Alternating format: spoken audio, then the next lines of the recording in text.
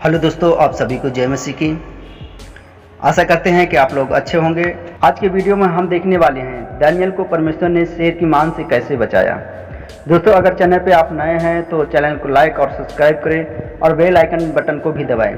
तो आइए हम वीडियो को देखते हैं। बेबीलोन का एक राजा था जिसका नाम दारा था। वहीं पर दानियल नाम का एक नबी था जो परमेश्वर का भय मानता था।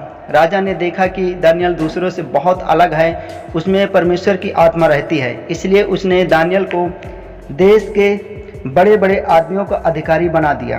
और वहीं पर कुछ शास्त्री फरीसी रहते थे, वे दानियल से जलते थे और उसे खत्म करना चाहते थे। वह जानते थे कि दानियल हर दिन 3 बार परमेश्वर से प्रार्थना करता था, इसलिए उन्होंने राजा दारा से कहा, हे राजा, एक ऐसा कानून होना चाहिए कि सब लोग सिर्फ तुझे प्रार्थना करनी चाहिए। जो कोई यह कानून नहीं मानेगा उसे शेर के मान में फेंक दिया जाएगा। दारा को यह बात अच्छी लगी और उसने कानून पर दस्तखत कर दिया।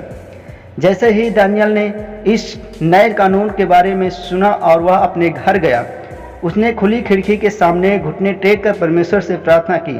तब वह आदमी जो उससे जलते थे उसके घर में घुस गए और उससे प्रार्थना करते हुए पकड़ लिया। वे भागकर राजा के पास गए और उससे कहा, हे राजा, दानियल ने तेरा कानून तोड़ दिया है। वह हर दिन की तरह 3 बार अपने परमेश्वर से प्रार्थना करते हैं। दोस्तों, राजा को दानियल बहुत पसंद था, इसलिए वह नहीं चाहता था कि दानियल मारा जाए। इस पर वह पूरा दिन सोचता रहा कि कैसे दानियल को बचाए। मगर एक बार जब राजा किसी कानून पर दस्तखत कर देता है तो वह भी उसे नहीं टाल सकता था, इसलिए उसे अपने आदमियों को हुक्म देना पड़ा कि वह दानियल को उस मान में फेंक दिया जाए। दोस्तों, राजा को पता था कि दानियल बहुत अच्छा आदमी है और परमेश्वर का आराधना करता है। राजा को रात भर दानियल की इतनी चिंता हो रही थी कि वह सो नहीं सका। दोस्तों, राजा को पता था कि जो मैंने निर्णय लिया है वह गलत है, इसलिए इतना चिंता में था। सुबह होते ही वह मान के पास गया और उसने दानियल को पुकार कर कहा, क्या तेरे परमेश्वर ने तुझे बचा लिया है? दोस्तों, यहाँ पर राजा को पता था कि दानियल के परमेश्वर उसे बचा सकता है, इसलिए उसने पुकार कर कहा, क्या तेरा परमेश्वर तुझे बचा लिया है?